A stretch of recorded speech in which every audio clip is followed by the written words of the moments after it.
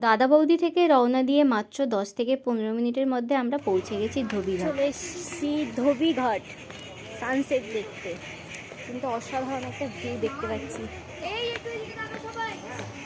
এই তো তাকিয়েছি, এদিকে তাকা সবাই, তাকাও সবাই। ওরে শুভরে, শুভরে তাকা। এক একজন এক একবার করে তাকাচ্ছে, কেউ একসাথে তাকাচ্ছে না। এইদিকে দেখ কি সুন্দর, পুরো চলে সাদা কাদা। সব ব্লগার ইউটিউবার, তার মধ্যে আমি একটা ক্ষুদ্র মানুষ।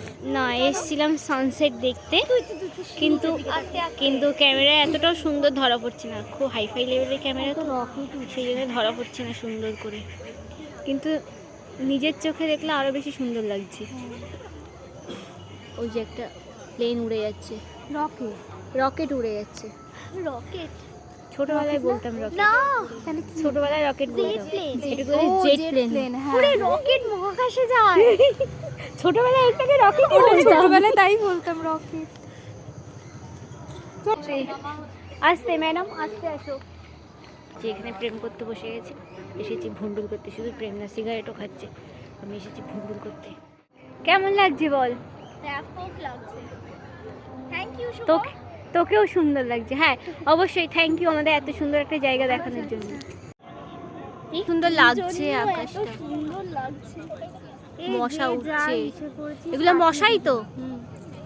এই তুই একটু শট দেখি ওগুলো সরে কিনা। ওকে হ্যাঁ সরছে, সরছে।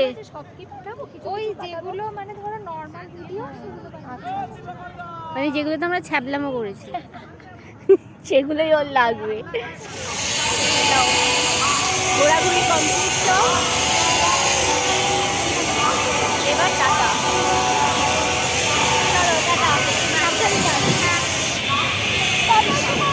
এইটা পাঠিয়ে দিচ্ছি। আপনি চলে এসেছি ব্যারাকপুরে, আর বাকি রয়েছে দুজন বিদায় দেওয়ার জন্য। আজকের দিনটা সত্যি খুব মিস করবো, এখন বুঝতে পারছি না, বাট বাড়ি গিয়ে যখন এডিট করবো তখন মিস করবো। অ্যাটলিস্ট চলে এসেছি, সব শেষ।